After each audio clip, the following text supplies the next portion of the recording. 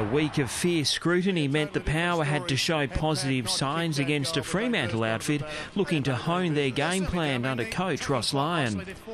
A kick out on the full allowed John Butcher to slot the opener for the visitors. That is amazing from there. A 50-metre penalty then allowed Tendai Mzungu to give Ryan Crowley a chance to unleash. And long to the square, there's no one home, and he might go all the way. There's the fire starter for Fremantle. But it was pensive early in Perth as Port Adelaide grabbed the early momentum. It's plenty of toe on it, and Stewart could have let it run. Kicks it over his head, scissor kick style, and Port Adelaide have their third.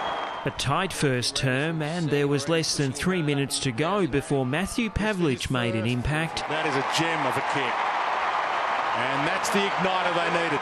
At quarter time, the Power were on level terms, 20 points apiece, while there was some concerns with Pavlich's knee.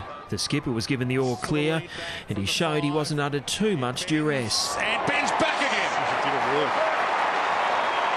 Fremantle in front. The home side starting to take a firm grip on a low-scoring match. Nice off the boot, and the crowd find voice. A bruising encounter for Matthew de Boer. He needed attention after copping a stray elbow.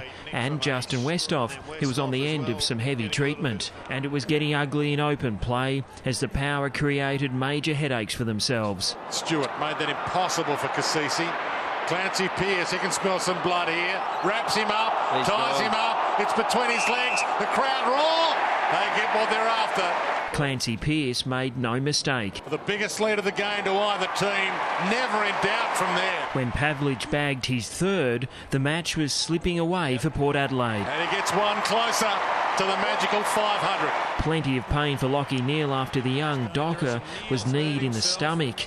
He was helped to the sidelines. At the long break, Freo were in control, leading by 23 points. The Power came out united at Patterson Stadium, and they backed it up with a bright start. And there's the start they were after. The reply came through de Boer, who was able to get loose for a mark. That is a spectacular grab. Power coach Matthew Primus wasn't happy. De Boer didn't miss. And there's your instant reply. But the Dockers couldn't put the visitors away, and by the final break, the Power stayed within striking distance, trailing by 22 points. And Port Adelaide are up off the canvas. Their hopes fading when Aaron Sandilands loomed large in attack. Drives it through the middle with confidence.